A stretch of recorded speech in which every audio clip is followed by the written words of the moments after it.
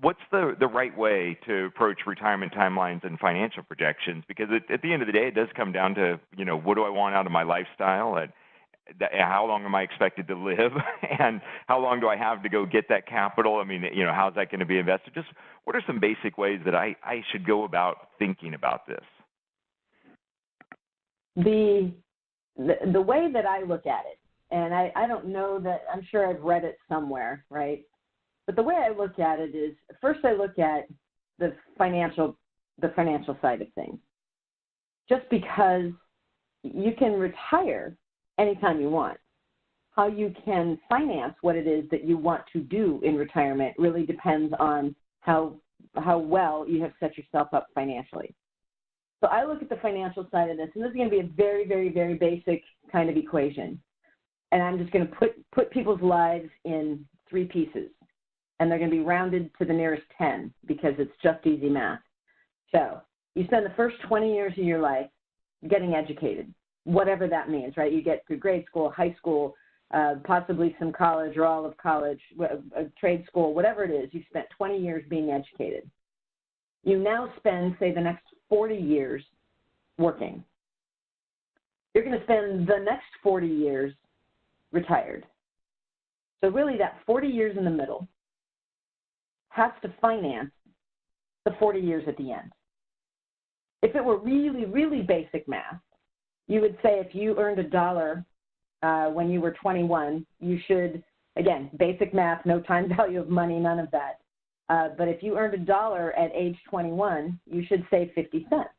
You could spend 50 cents, save 50 cents, because 40 years of earnings is going to have to not only pay for those 40 years, going to have to finance 40 years after that.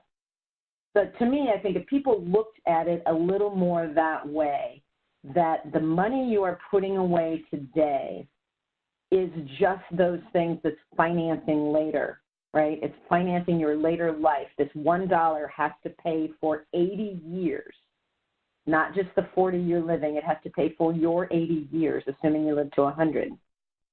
So financial projections, I think the first thing is, it's for anybody listening, first thing is start today. Start with everything you can put away and not just what's left over. Pay attention to what you're spending. If you like to live and spend all of your money, chances are you are going to end up having to work a lot longer because you really lived a very large lifestyle in the first 40 years. So that's kind of my guide for financial, right, is start young. It's kind of like voting in Chicago, right? Do it early and often. So put all the money away you can as early as you can and keep doing it. So now when you get to the 40 years, right, now's the time to look at and it's not the right way, it's your right way, right? Everything is going to be very individual, but you have to look at the fact that the two go together. The retirement timeline and the financial projections need to go together. So retirement, I suggest that really retirement starts maybe not in the first few years of work, but when you feel that you want to do it on your own. You are, I hate to say done, but you really are looking at a less structured, a more individual type of life you want to live. You need to back into that. A retirement timeline can be anywhere from 6 months to 10 years for people. The more you've thought about your retirement masterpiece, the more you've thought about your passions and how you love the things you do, and you want to find more things to do.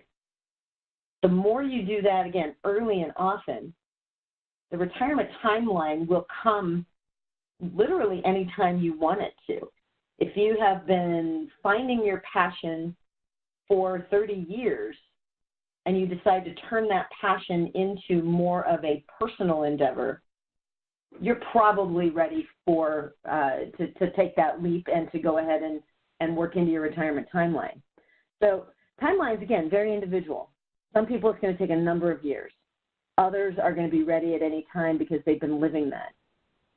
Once you've kind of got your head around when you're thinking of taking that step, the financial projections shouldn't be, one, they shouldn't be new, because you should be looking at this on a regular basis. Again, go back to just about any 401k calculator. You can go on the internet and find just about anything that says, hey, I've got $100,000. What does this mean for me? So you can look at the financial projections just about anywhere.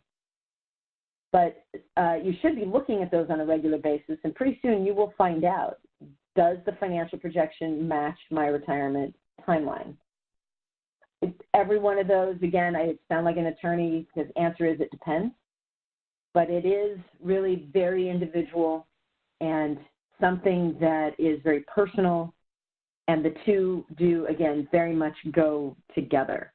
So it really becomes a discussion for really kind of beyond one person.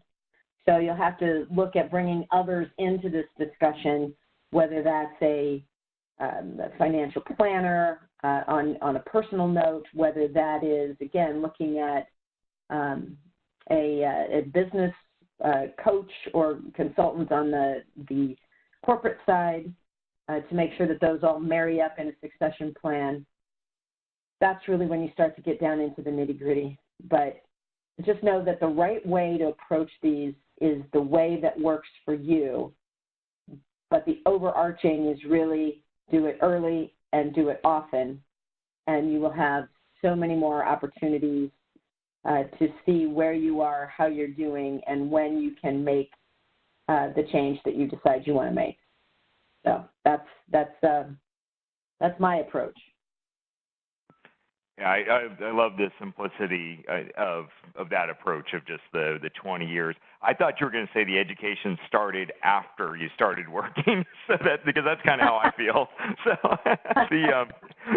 the real education, like the first part was just primer, and then you get out into the real world and you start really truly getting educated, and you have to first of all in the first 10 years learn that you didn't know anything that you thought you knew that you learned, and then you have to actually go learn how to be decently competent. Then the second half of your career, you can really get going.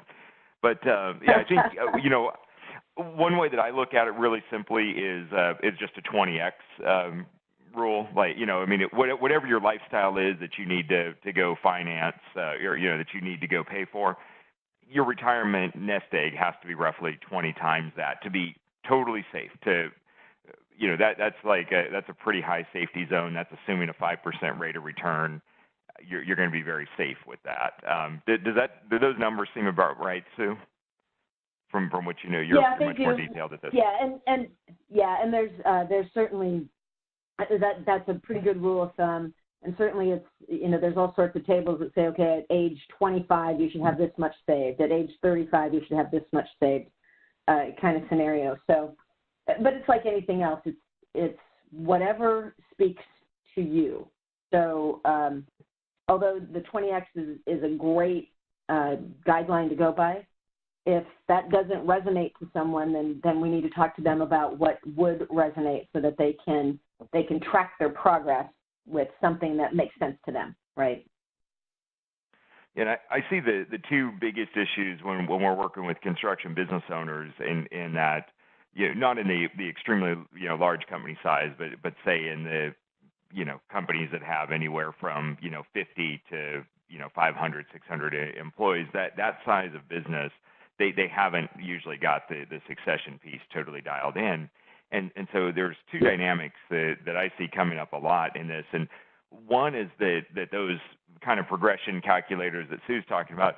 Don't really they apply to somebody that went to college, got a job, and they're getting kind of they're going through a standard career progression with their income, and so you have to get to certain points at certain pieces of time.